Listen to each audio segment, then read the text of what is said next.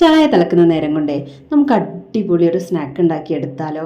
ഒരുപാട് സാധനങ്ങളൊന്നും വേണ്ട, അധികം നമ്മുടെ വീട്ടിലുള്ള സാധനങ്ങളൊക്കെ വെച്ചിട്ട് തന്നെ നമുക്ക് ഉണ്ടാക്കിയെടുക്കാൻ പറ്റും.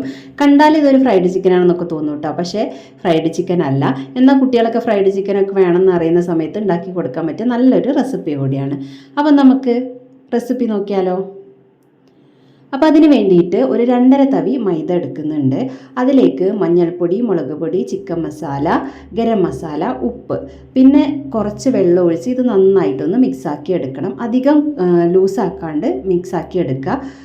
നമുക്ക് ഇത് നല്ല ലൂസാവരുത്, കുറച്ച് കട്ടിക്ക് വേണം മാവ് കിട്ടാനായിട്ട്. അപ്പോൾ ഇതിൽ കുറച്ച് എരിവ് മുന്നിട്ട് നിൽക്കണം കേട്ടോ. എരിവുണ്ടെങ്കിലാണ് ഈ സ്നാക്സിന് ടേസ്റ്റ് ഉണ്ടാവുള്ളൂ. അപ്പോൾ ഇത് മിക്സാക്കി കഴിഞ്ഞാൽ ഇതിലേക്ക് നമ്മുടെ സോയാബീൻ ഇല്ലേ, സോയ ചങ്ക്സ്, അത് നമ്മൾ ഒന്ന് ചൂടുവെള്ളത്തിൽ ഒരു 2 മിനിറ്റ് തിളപ്പിച്ചതിന് ശേഷം അതിൻ്റെ വെള്ളമൊക്കെ പിഴിഞ്ഞ് കളഞ്ഞിട്ട് ഈ മാവിലേക്ക് ഇട്ട് കൊടുത്തിട്ടുണ്ട്. ഇനി ഞാൻ എടുത്തിട്ടുള്ളത് കോൺഫ്ലേക്സ് പൊടിച്ചതാണ്. ഇനിയിപ്പോൾ അതില്ലാന്നുണ്ടെങ്കിൽ നിങ്ങൾക്ക് ബ്രെഡ് ക്രംസ് എടുക്കാം. എന്നിട്ട് ഓരോ സോയാബീനും ഇതിലൊന്ന് കോട്ട് ചെയ്തിട്ട് എടുക്കാം. അപ്പോൾ ഈ കോൺഫ്ലേക്സ് ആവുന്ന സമയത്ത് നമുക്കിത് കാണുമ്പോൾ ശരിക്കും ഒരു ഫ്രൈഡ് ചിക്കൻ ആണെന്ന് തന്നെ തോന്നും കേട്ടോ. പിന്നെ നല്ല ക്രിസ്പി ആയിരിക്കും, നമ്മൾ ബ്രെഡ് ക്രംസിനേക്കാളും കുറച്ചും കൂടി ക്രിസ്പി ആയിട്ടായിരിക്കും ഉണ്ടാവുക. അപ്പോൾ ഇതെല്ലാം കോട്ട് ചെയ്തെടുത്തിട്ടുണ്ട്. ഇനി നമുക്കിതൊന്ന് ഫ്രൈ ആക്കി എടുക്കാം.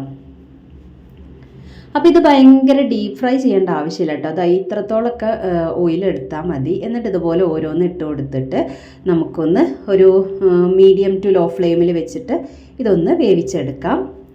അപ്പോൾ ഇടയ്ക്കൊന്ന് ഇങ്ങനെ ഇളക്കി കൊടുത്താൽ മതി. അപ്പോൾ ഇതിങ്ങനെ തിരിഞ്ഞ് വരും.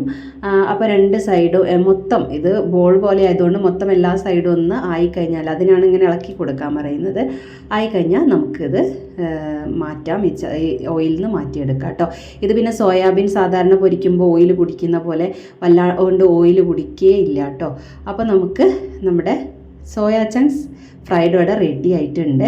അപ്പോൾ ഒരു കെച്ചപ്പും കൂടെ ഉണ്ടെങ്കിൽ അടിപൊളിയാണ്. എല്ലാവരും ട്രൈ ആക്കി നോക്കുക. ഇഷ്ടമായ ലൈക്ക് ചെയ്യുക, ഷെയർ ചെയ്യുക, സബ്സ്ക്രൈബ് ചെയ്യുക. താങ്ക്